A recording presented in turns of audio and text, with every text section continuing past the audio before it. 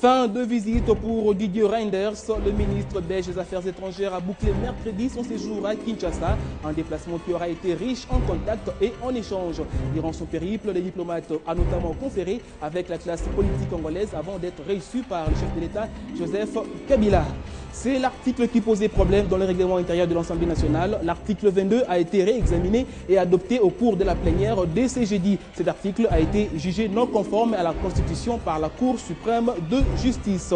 4 mois après les élections, la mission d'observation de l'Union européenne a rendu public ce jeudi 29 mars son rapport final sur le scrutin du 28 novembre dernier en République démocratique du Congo. Ces rapports contiennent notamment les conclusions et les recommandations relatives au déroulement de l'ensemble du processus électoral en République démocratique du Congo. C'est le rendez-vous de l'actualité sur Télé 50. Bienvenue à tous et merci de nous rejoindre pour vous informer. 48 heures, c'est le temps qu'il a passé dans le cadre de sa visite officielle en République démocratique du Congo. Didier Reynders, le ministre belge des Affaires étrangères, a bouclé mercredi dans la soirée son séjour à Kinshasa. Un voyage qui a été finalement riche en contacts et en échanges. Durant son périple, le diplomate belge a notamment rencontré la classe politique congolaise, toutes tendances confondues, avant d'être reçu mercredi par le chef de l'État, Joseph Kabila. Pendant 1h15, le président de la RDC, Joseph Kabila, et le vice-premier ministre, ministre des Affaires étrangères belge Didier Reynders ont évoqué les questions de relations bilatérales et l'organisation des prochaines élections en RDC. Didier Reynders est également revenu sur ses différentes rencontres avec les acteurs politiques congolais ainsi que la société civile. La formation du gouvernement et les réformes au niveau des institutions étaient également au menu de cet échange. Les assurances quant à l'organisation des prochaines élections locales, municipales et provinciales, Didier Reynders les a reçues de Joseph Kabila. Tout d'abord, on a pu faire le point sur les relations bilatérales entre nos deux pays et je crois que ces relations sont excellentes. On a eu l'occasion de le dire à plusieurs reprises. Le Congo est le premier partenaire de coopération de la Belgique. La Belgique tient aussi au renforcement du secteur de la sécurité et de la santé en RDC, selon son ministre des Affaires étrangères. Plusieurs de mes collègues m'avaient d'ailleurs demandé d'insister sur le renforcement de la coopération en matière de défense, la formation des militaires, de police de proximité. Il y a des policiers belges qui sont présents pour le moment à Kinshasa, mais aussi en matière de santé. Je pense notamment en matière de prévention contre le sida ou contre d'autres maladies. Donc on a pu renforcer cette démarche. En cette période post-électorale et après avoir échangé avec différentes classes politiques, le diplomate belge prône aussi le dialogue pour la consolidation des institutions. J'étais heureux des entretiens que j'ai eus, j'en ai parlé avec le président. Je crois qu'il y a de plus en plus de responsables politiques au Congo prêts à prendre leurs responsabilités, dans la majorité comme dans l'opposition. J'espère que cela pourra se vérifier très vite par la mise en place du gouvernement. Je crois que la recommandation générale, c'est le dialogue, c'est de faire fonctionner de manière constructive les institutions, chacun jouant son rôle, en majorité, en opposition, et en ayant à l'esprit des réformes importantes qui vont devoir voir le jour. Didier Reynders, qui a terminé sa mission de 48 heures en République démocratique du Congo, repart avec le souhait de voir les deux pays collaborer davantage pour consolider et concrétiser les différents sujets abordés lors de son séjour sur le sol congolais.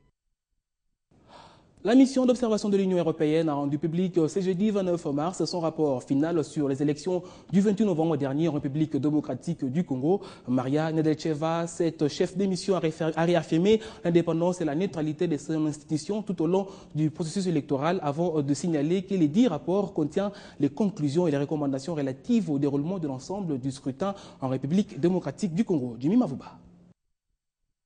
4 mois après les élections du 28 novembre dernier en République démocratique du Congo, la mission d'observation électorale de l'Union européenne, dirigée par Maria Nedelcheva, a publié son rapport final analysant l'ensemble du processus électoral. Les élections étaient entachées de plusieurs irrégularités selon différentes missions d'observation, dont celle de l'Union européenne, mais cela n'a pas changé l'ordre final des résultats. Ces rapports détaillés, assortis devant des recommandations, visent donc à améliorer la mise en œuvre de prochaines échéances électorales en RDC. Les recommandations que la mission de l'Union européenne formule sont faites afin d'apporter une contribution positive. Nous ne sommes pas là pour dire qu'est-ce qu'il faut être fait. En revanche, grâce à l'expertise de haut niveau que nous livrons, nous proposons des recommandations qui peuvent améliorer le processus électoral tant dans sa transparence que dans sa crédibilité. La déclaration préliminaire s'est basée sur les données collectées par les 147 observateurs de la mission d'observation électorale de l'Union européenne. Le dialogue est indispensable dans toute démocratie si on veut sortir des situations de blocage politique, parce que les blocages politiques ne servent pas les citoyens. Or, une démocratie, des élections sont faites avant tout et tout pour les citoyens. Le but de la mission était de mener une évaluation complète du processus électoral congolais en toute indépendance et neutralité afin d'apporter une contribution positive au processus électoral. De tous les règlements intérieurs de l'Assemblée nationale, c'est l'article qui posait problème. Finalement, le fameux article 22 a été réexaminé et adopté par la plénière de ce jeudi. Pour rappel, cet article avait été jugé non conforme à la Constitution par la Cour suprême de justice. Fabien Lumbala.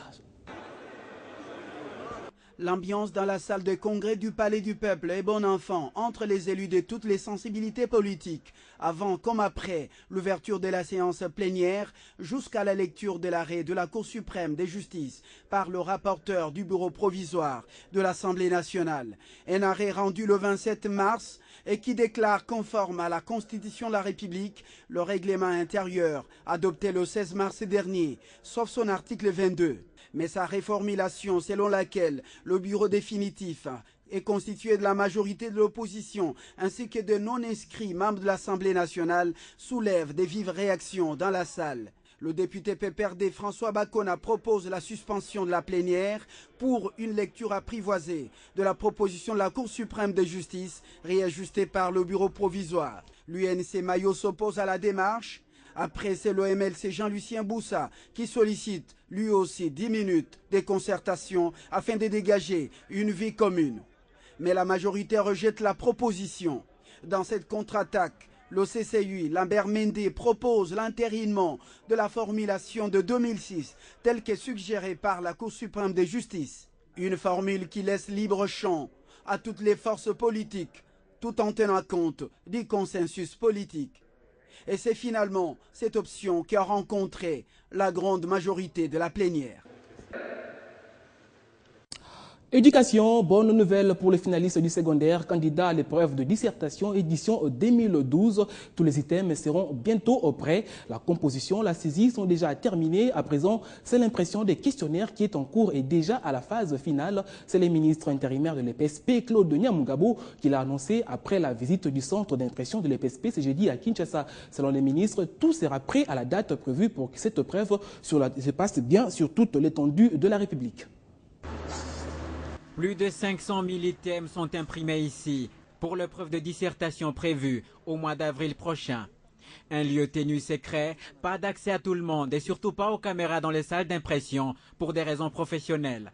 Pour le ministre d'intérim de l'EPSP, Claude Nyamugabo, qui voulait évaluer le niveau d'exécution des travaux, tout est réuni pour que la date fixée soit respectée. Et je constate que les travaux sont très avancés. Je rassure donc les finalistes que les délais seront respectés par le gouvernement, à savoir que le lundi 23 avril, la dissertation aura lieu sur toute l'étendue de la République démocratique du Congo à l'intention des finalistes. Les machines qui sont en train de faire ce travail sont à l'état neuf et donc tout se passe très bien. Il ne reste plus qu'à expédier les questionnaires en province.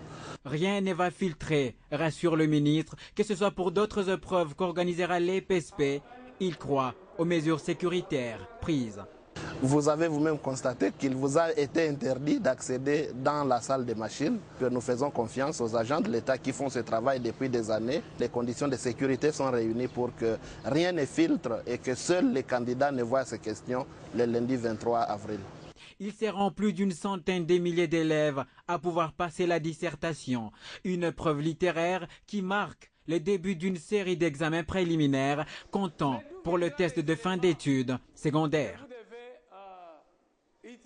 Agriculture, après le lot de 700 tracteurs en 2010 et plus de 1200 en 2011, le gouvernement de la RDC vient de disponibiliser une première série de 1500 tracteurs constituant le troisième lot. Ces engins seront redistribués dans les provinces pour garantir l'autosuffisance alimentaire. C'est l'ingénieur Emmanuel Libendele qui a effectué la visite d'inspection à Demimpex où sont sélectionnés ces tracteurs. Mathieu Kamango. C'était une visite d'inspection au Demimpex Equipment à Limete Kinshasa. Le conseiller principal du chef de l'État au collège chargé de l'agriculture et développement rural, Emmanuel Lubendele, est venu visiter la première série du 3e lot de 1500 tracteurs qui seront distribués dans les provinces de la RDC. La RDC n'est pas en marge de la crise alimentaire qui menace les pays du monde, raison pour laquelle le gouvernement cherche à tout mettre en œuvre pour épargner sa population contre les conséquences de cette crise alimentaire. Visiter le premier lot du 3e lot de tracteurs, de 1500 tracteurs que nous avons commandés l'année passée et qui viennent d'arriver. Vous vous souvenez, le 22 juin 2011, il a été solennellement signé le contrat d'acquisition de 1500 tracteurs au niveau de l'Union de la Cité de l'Union européenne et de l'Union africaine. Et c'était sous l'égide de son Excellence, Monsieur le Président de la République. Et il était prévu qu'un premier lot puisse arriver en 2011, un deuxième lot en 2012 et en 2013. Et aujourd'hui, nous assistons à l'arrivée pour la partie ouest ici du premier lot de 500 tracteurs pour la partie ouest. De l'avis de cet expert en matière agricole auprès du président de la République, la RDC est engagée à l'autosuffisance alimentaire pour le social du peuple congolais. Et le chef de l'État, qui lui-même a commencé d'abord à expérimenter ce travail dans ses propres fermes en tant que grand fermier, a estimé qu'il ne doit pas se limiter à son niveau, il faudrait que cela soit fait ailleurs. C'est comme ça qu'il avait décidé l'acquisition de tous ces matériels. Tripartite RDC-HCR, République du Congo, les experts de différentes parties ont clôturé ce jeudi leur réunion sur les rapatriements de réfugiés de la RDC vivant au Congo. Ces assises ont été organisées du 27 au 29 mars par le ministère de l'Intérieur en collaboration avec la Commission nationale aux réfugiés. Héritier Manda. C'est sur invitation du gouvernement congolais que s'est tenue du 27 au 29 mars les assises sur la tripartite Congo-Brazza, la RDC et les HCR. La clôture de cette deuxième réunion de la commission relative au rapatriement volontaire des réfugiés du Congo-Kinshasa, vivant en République populaire du Congo, a eu lieu ce jeudi au Grand Hôtel Kinshasa. Fruit de plusieurs réunions, ces assises de Kinshasa permettent de pouvoir mettre en place les mécanismes de rapatriement des ressortissants congolais. Des dispositions spécifiques ont été prises par le gouvernement de la République démocratique du Congo pour répondre aux défis des rapatriements et réintégration de ses compatriotes installés dans la préfecture de Dalikuala au Congo-Brazzaville. Entretenant les relations de bon voisinage, les assises de Kinshasa ont été organisées dans une franche collaboration. Plusieurs réunions du groupe de travail technique ont eu lieu pour mettre en place un chronogramme qui devait rendre effectif donc, ce rapatriement. Mais il y a eu des retards, beaucoup de retards de part et d'autre. Et nous pensons qu'avec les nouvelles conclusions que nous venons de prendre, nous allons réellement vers ce rapatriement volontaire des Congolais RDC vivant chez nous. La rencontre de Kinshasa aura permis aux trois parties de signer et adopter les plans d'opération et les chronogrammes d'activités pour les rapatriements volontaires des réfugiés de la République démocratique du Congo vivant au Congo-Brazzaville. Tolérance zéro, les ministres de la Justice et droits humains Luzolo Bambi en guerre contre les bandits et voleurs du marché central de Kinshasa qui sèment l'insécurité sur le lieu de commerce. Quelques-uns sont déjà aux arrêts et vont répondre de leurs actes. Et dans le tout prochain jour, plus question des vagabondages au grand marché, selon les ministres qui étaient ce jeudi au marché pour rassurer la population. Patinkeri était dans sa suite. Le grand marché de Kinshasa, lieu de commerce de tout genre, lieu d'échange et de plaisir. Un paradoxe pourtant demeure. Il s'agit de l'insécurité causée par des jeunes bandits, hommes tout comme femmes, qui terrorisent les vendeurs et même les clients. Ceux qui fréquentent le marché central de Kinshasa s'en plaignent. Il faut arrêter ces jeunes qui parfois sont en complicité avec la police qui devrait sécuriser les personnes et leurs biens, comme l'explique cet homme.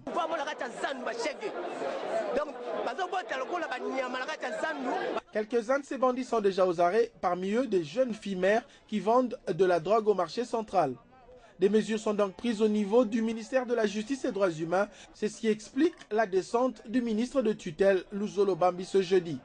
Au nom de la tolérance zéro, décrétée par le chef de l'État, nous sommes venus, dans le cadre de la justice préventive et en même temps justice curative.